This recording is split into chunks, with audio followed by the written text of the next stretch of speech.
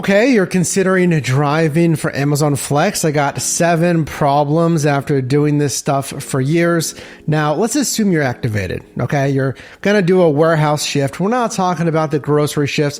I think the more common, packages, envelopes, you go to the warehouse, that kind of stuff. So drive to the warehouse, and that is problem number 1, the commuting miles. So it's going to vary, obviously, by your city, but from here, the downtown Pittsburgh area, it is 25 minutes to the Amazon warehouse. Well, what about just grabbing a shift in general? This has always been a big problem for Amazon Flex drivers. So it is different than a lot of these other apps. Really, you just have to sign up for a shift. It's a 3.5, or 4-hour delivery shift. The problem is now the pay. Firstly, we didn't even mention that. It's going to start at $15 an hour. Here in Pittsburgh, our minimum, I usually see $18.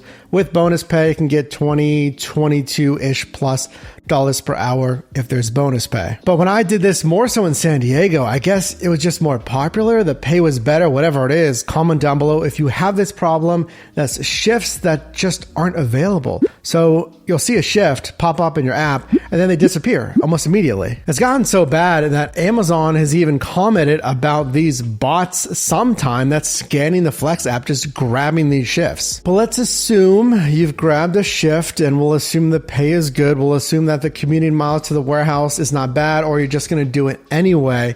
Well, like I told you, your delivery route, now you get to find out when you get to the warehouse, because before that entire process, signing up for the shift, going to the warehouse, you don't know where you're delivering to until you get to that warehouse. I've had shifts that are 40 some minutes away from that warehouse that I just drove 25 minutes to. I had a shift that was an hour away from that warehouse that I just drove 25 minutes to. I've had routes assigned, of course, right in the middle of downtown, super high traffic areas during busy times where parking is almost impossible. And all of those really are businesses, high rises, offices, apartment complexes. Well, it can't be all bad, right? I got my assignment finally after getting to the warehouse. Well, after I'm delivering more stops, by the way, that's another problem with Amazon Flex. I mean, food delivery, for example. How many food delivery stops do you think you can do? Restaurant, customer. How many of those can you do in an hour?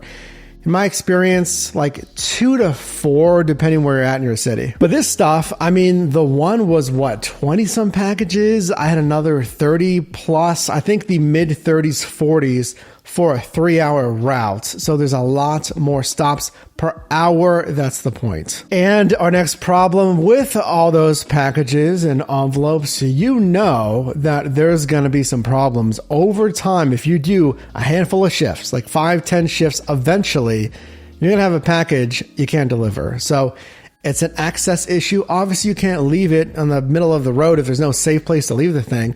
If you can't access the building, if it's after hours or whatever it is. So you have to return it to that warehouse that I had previously driven 25 minutes to. It's got to be done that evening after your shift, that day, that evening, whatever, as long as the warehouse is open. Or you can take your time the next day and do it before 10 a.m. Let's assume, right, you don't have any return packages, because at least for me, that is more rare. Let's assume everything goes according to plan. I guarantee you're going to have problems making your deliveries with awkward scenarios. So running into dogs, and actually that is so prevalent that Amazon repeatedly mentions that. There's emails, and actually there's signage at one of our warehouses here in Pittsburgh that mentions that as well. That is super common. What about, I saw in another video, trying to make deliveries at night? Now, it's hard enough with food delivery, let's say, because the customer's at least expecting you to be there. But a lot of times with package delivery, that customer isn't always tracking you. So if you're doing deliveries at night, first of all, visibility, safety, obviously, but you can have some really awkward scenarios as you use your personal vehicle by the way. That's what Amazon Flex is. Pulling up to someone's property, or if someone just pulled into their driveway, etc., and it's at night. Well, with those 25, 35, 45 packages, the problem of trying to find the exact one in all of those packages that are loaded into your trunk, probably the cabin of your vehicle, and sifting through them all to find that one envelope or box. Now, granted, the Flex app will let you know what it is, an envelope, a box, what size it is. But other than that, you might find yourself sifting through, and imagine that at night, okay? Unless you load your envelopes and packages by stop. Here's a tip from one driver from one of Amazon Flex's emails.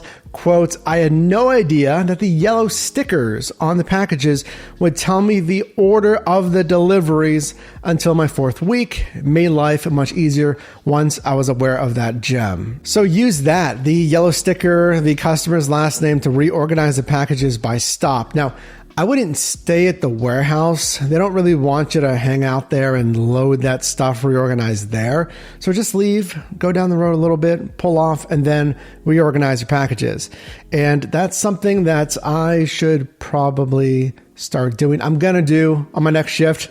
So subscribe if you want to see that, because surprisingly, yes, I've done this stuff for years and just put the stuff by type, like boxes here and then envelopes in a separate area. Finding and claiming a good shift, commuting to the warehouse, and all of those commuting miles and the commuting miles back home after your shift is over. Talk to your CPA about which of those are deductible. Making your deliveries, all those packages. Hopefully you don't have any that you have to return, dealing with the dogs. Hopefully you're not driving at night, and reorganizing your packages to hopefully make this as seamless as possible. What do you think? Is that worth it for, well, I told you, $18 an hour with no tips. By the way, I know, no tips on the warehouse runs, just those grocery runs. Is it worth it at 18, 19, 20, 22? Not at all. What's the number that makes sense? And what other problems do you think you'd encounter or have encountered as an Amazon Flex driver? Let us know.